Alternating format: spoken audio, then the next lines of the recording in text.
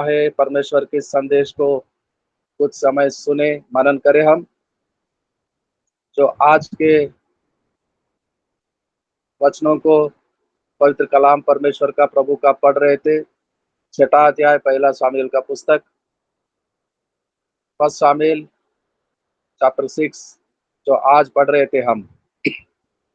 यहोवा का संदूक फलिस्तियों के देश में 7 महीने रहा, 7 महीने तक रहा। 7 महीना क्यों? 1 महीना कम क्यों नहीं हुआ और 1 महीना ज्यादा क्यों नहीं हुआ? 7 महीना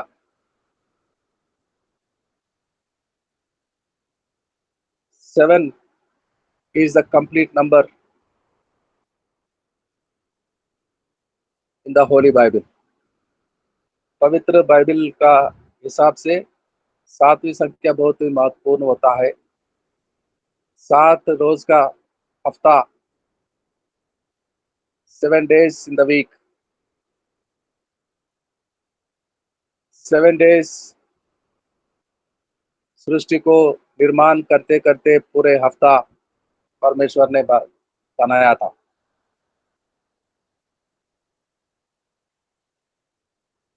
The complete work of creation, the completion of the work of creation। तो 7 जो परमेश्वर फिलिस्तियों के साथ करना चाहता था वो पूरा किया। परमेश्वर की हाथ फिलिस्तियों के बीच में बहुत भारी होता रहा। सारे लोग घर घर के और सरदार के घर से लेकर सारे लोगों के घर में सब बीमार पड़ गए थे।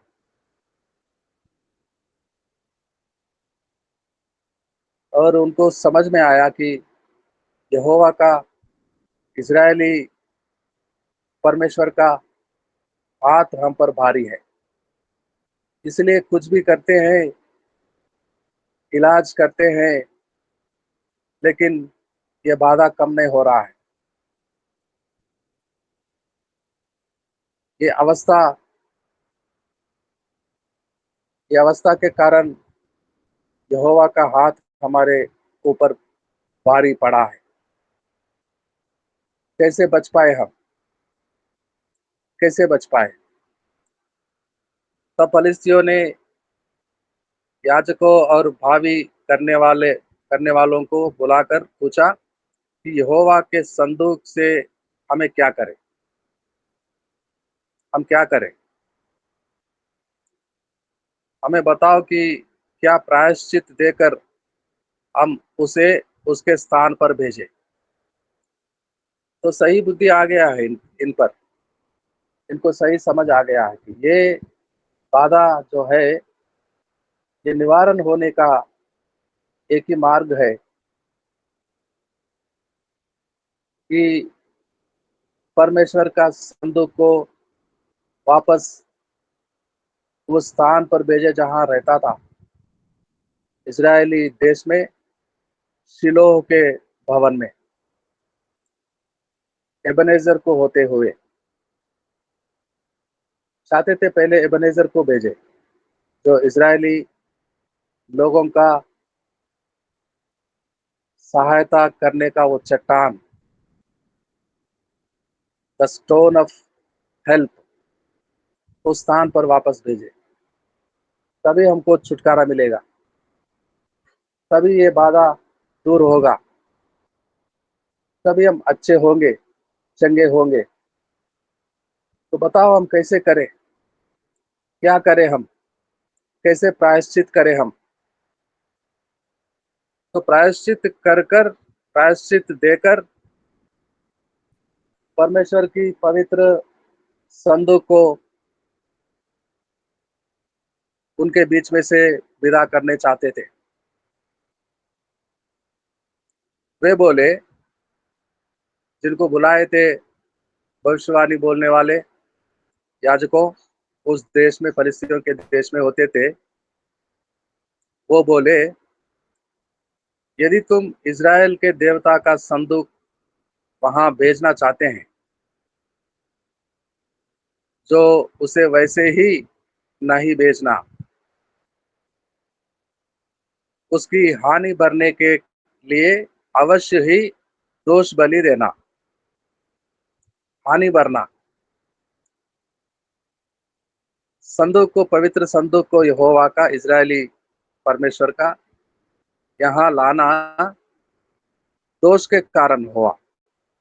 तुमने बड़ा दोष को किया, नहीं लाना चाहिए था, और लेकर आए हो तो बड़ा दोष हुआ।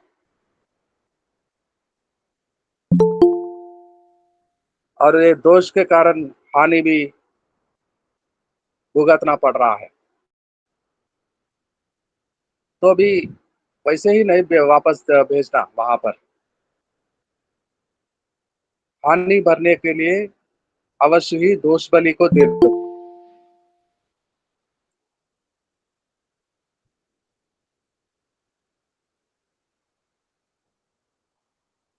हानि भरने के लिए अवश्य ही दोष बलि देना, तब तुम चंगे हो जाओगे। वो बाधा दूर हो जाएगा जो परमेश्वर की हाथ तुम पर भारी पड़ा है, और ये अवस्था का कारण है। तुम चंगे हो जाओगे, और वो परमेश्वर अपना हाथ उठाएगा तुम पर में से। तो परमेश्वर वहां ज्यादा दिन नहीं रहना चाहता था। अपने लोगों को छोड़कर, अपने देश इज़राइल के लोगों को छोड़कर वापस आना चाहता था। परमेश्वर वहां से वापस आना चाहता था, और वो सोच विचार करने का इच्छा उनके दिलों में परमेश्वर ही पैदा करता है। परमेश्वर के हाथ उन पर भारी करता, और उनको दुरावस्था में बीमार करता। अब वो समझने लगे, ये कारण सिर्फ परमेश्वर के हमारे बीच में उपस्थिति होना है। परमेश्वर के हाथ हमारे विरुद्ध है। हम हानि भरे, प्रायश्चित करें, और परमेश्वर की पवित्र संदूक को यहाँ से भेजे, और वो हाथ उठाएगा, हम चंगे हो जाएंगे। तो परमेश्वर काम कर रहा है। वो वापस जाना चाहता है अपने लोगों के बीच में,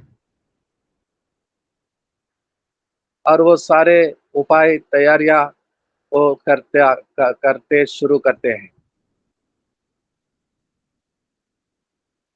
सो the Lord God wanted to go back into his people.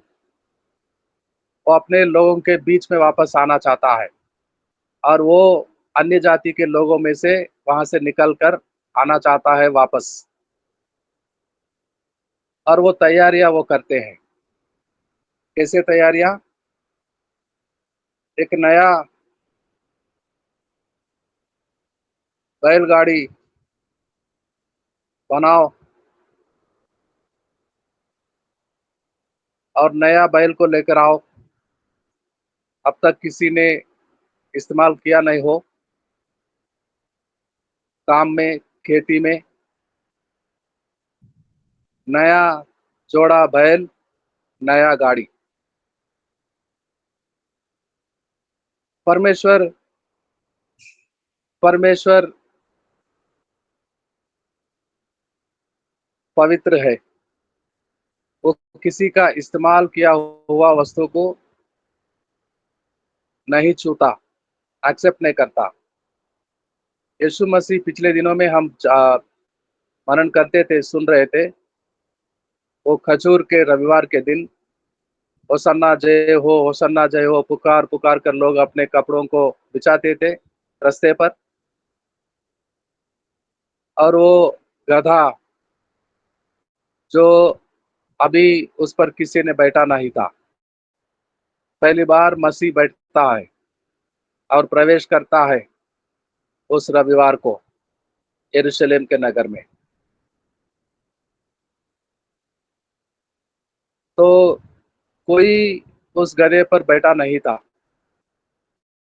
और कोई पुराना वाला बैलगाड़ी परमेश्वर को वापस भेजना, परमेश्वर के संदूक को उठाकर रखना रखना और भेजने के लिए इस्तेमाल नहीं करता था। नया गाड़ी चाहिए था, नया गाड़ी। नयापन लाता है परमेश्वर जब किसी के हृदय में आते हैं। पुराने वाले सारे गंदगी बुराइयों को निकाल निकाल कर नया बनाता है। नया, पुराने बातें जाते रहे और सब कुछ अब नया हो गया है। सब कुछ नया क्रिएशन हो गया, ए न्यू क्रिएशन। जब कोई व्यक्ति यीशु मसीह को सुनता है, सुसमाचार को, और स्वीकारता है, कबूल करता है, मैं पापी हूँ, द्रोही हूँ, प्रायश्चित करता हूँ, तो उसके अंदर नयापन आ जाता है। ऐसा नयापन जो वही जी रहा है पिछले जीवन में, वही एरिया में, वही क्षेत्र में, वही लोगों के बीच जो पहले ये भी उनके साथ मिलकर करता था वो बुरे कामों को, अब इसके दिल में ऐसा नयापन आता है कि वो घृणा करना शुरू कर देता है वो पहले कामों को। अब वो लोगों से नहीं मिलता, वो गंदे काम करने वालों के साथ, वो बुराइयां करने वालों के साथ, और वो बुरा काम को करने का इच्छा खत्म हो गया है, मर गया है। अब वो व्यक्ति नया बन गया है, नया क्रिएशन हो गया है, नया बन गया है, नया करता है प्रभु। इसके लिए नया गाड़ी को बनाना पड़ा उन लोगों को। नया गाड़ी, नया जोड़ा बैल, और प्रायश्चित करते हैं, दोष बलि देते हैं। उन्होंने पूछा, हम उसकी हानि भरने के लिए कौन सा दोष बलि दे? और वे बोले, फलिस्ती सरदारों की गिनती के अनुसार सोने की 5 गिलटियां और सोने के 5 चूहे, क्योंकि तुम सब और तुम्हारे सरदार दोनों एक ही रोग से ग्रसित हो। सबको एक ही रोग हुआ था, उनके शरीर में रहस्य स्थानों में बाधा हो रहा था। सबको एक ही समान, सरदार से लेकर सारे लोगों को, हर घर में, हर व्यक्ति को, छोटे से लेकर बड़े लोगों को तक। तो ये जो प्रायश्चित दोष बलि के लिए 5 सोने की गिलटियां, 5 सोने की चूहे, तो उनके मन में प्रायश्चित करने का इरादा हो गया था, इतना ही काफी था।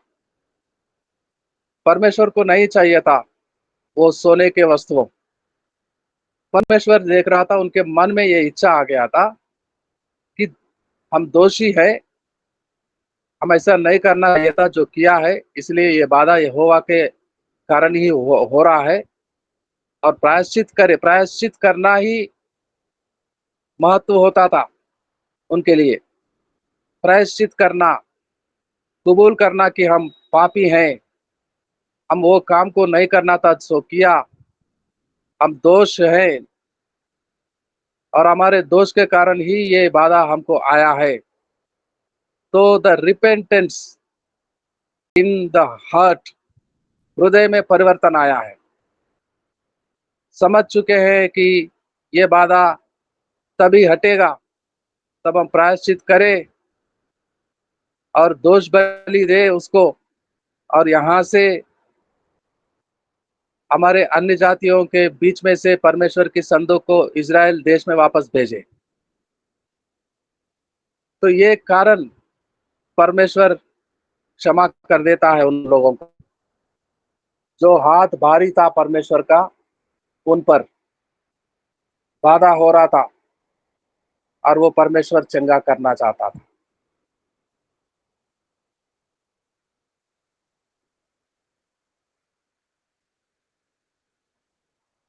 तो तुम अपनी गिलटियों और अपने देश के नाश करने वाले चूहों की भी मूर्तें बनाकर इज़राइल के देवता की महिमा मानो।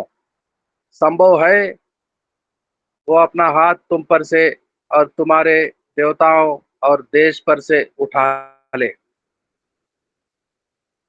तो उनके देश में चूहे को भी देवता मानते थे वो लोग, चूहे को भी, चूहा। और वो चूहा ऐसा कारण बन गया, उनके देश को नाश करने लगे चूहे, बढ़ गए पूरे। क्यों ना बढ़े?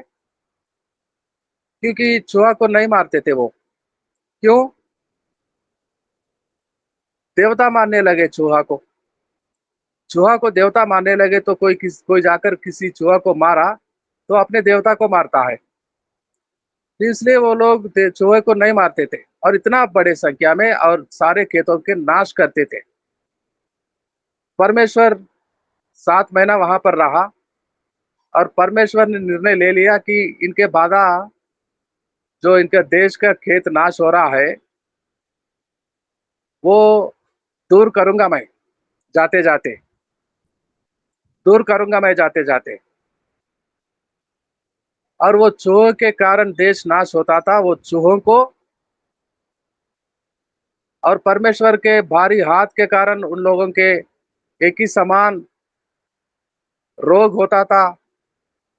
परमेश्वर चंगा कर कर छुटकारा देकर जाना चाहता था। कितना दयालु परमेश्वर है, कितना महान परमेश्वर है, कितना कृपालु है। और वो परमेश्वर अपना हाथ उठा लेता है और वो सारे चूहों को मारकर, सारे देश में जो नाश करने वाले चूहों को मारकर, और तब से फिलिस्तियों के देश में कोई किसी चूहे को देवता मानना छोड़ दिए थे, देवता मानना छोड़ दिए थे।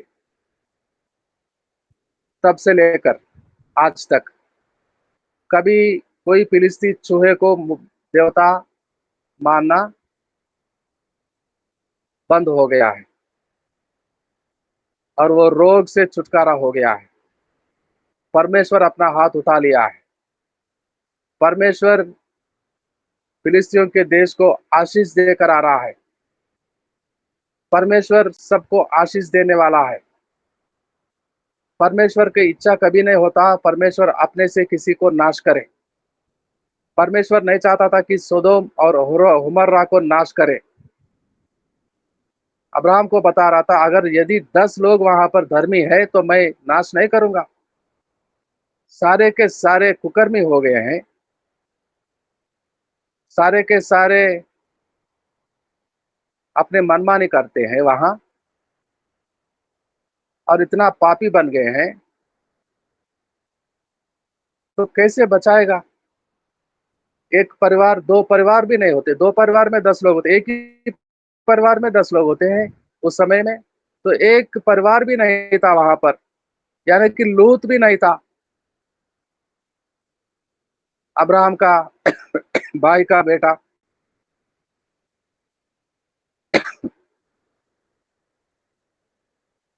और उसको भी जबरन से खींच कर लाता स्वर्गलोक के दूत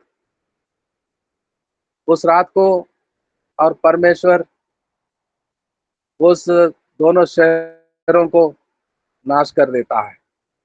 परमेश्वर की इच्छा नाश करना नहीं होता है मेरे भाई।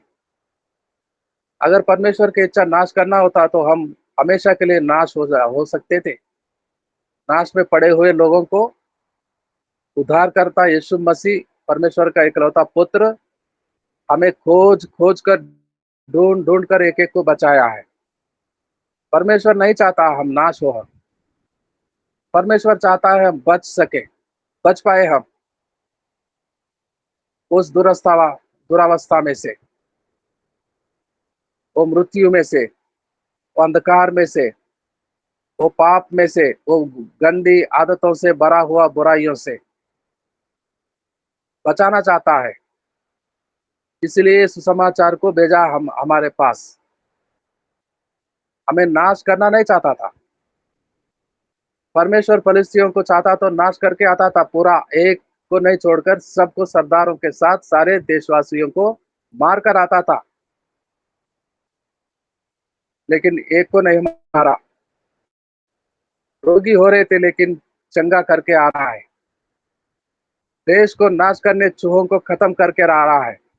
परमेश्वर आशीष देकर आ रहा है फिलिस्तियों को। परमेश्वर चंगा कर आ रहा है फिलिस्तियों को। अच्छा करने वाला, करने वाला, बचाने वाला।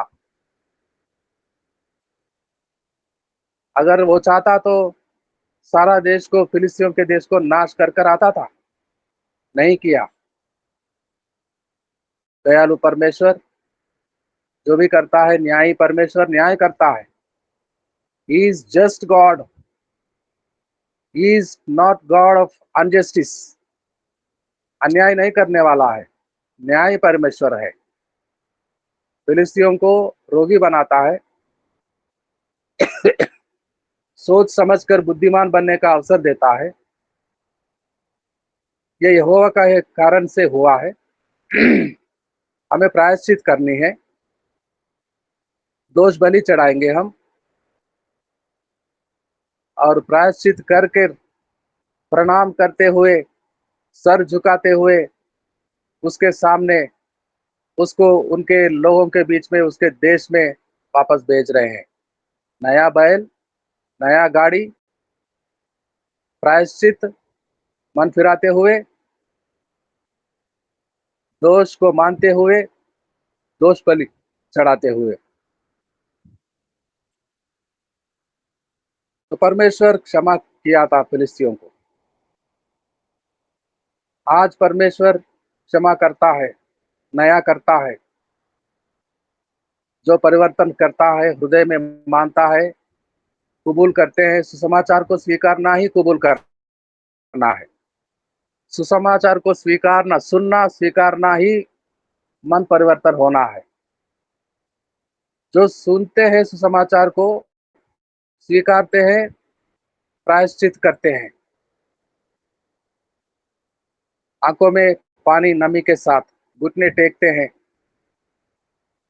भय मानते हैं और क्षमा मानते हैं, प्रभु मैं पापी हूँ, मुझे क्षमा कर। सुसमाचार सुनाने के अवसर में सुसमाचार जो सुनते हैं, वो प्रार्थना करते हैं, हमें क्षमा कर परमेश्वर। सुसमाचार का लक्ष्य है लोग सुने सुसमाचार को और प्रार्थना करें, प्रभु मुझे क्षमा कर दे, प्रभु मुझे क्षमा क्षमा कर दे प्रभु। और वो क्षमा करता है। लोगों को अपनी पापों से क्षमा मिलने का एक साधन है, एक उपाय है सुसमाचार को सुनाना। The goodness of Christ. क्यों हम लोगों को जाकर सुसमाचार सुनाते हैं? उनकी अवस्था को वो पहचाने और पश्चाताप करे, प्रायश्चित करे और ऐसा प्रार्थना करे कि मैं पापी हूँ, मुझे क्षमा कर। ये प्रार्थना करने, सुसमाचार सुनने के लिए, प्रार्थना करने के लिए कोई पढ़ना लिखना जरूरी नहीं होता है। ऊंचे लोग, छोटे लोग, गरीब, अमीर, ऐसा भेदभाव नहीं होता है। हर किसी को मालूम होता है, सुसमाचार साफ आईने के समान दिखाता है, वो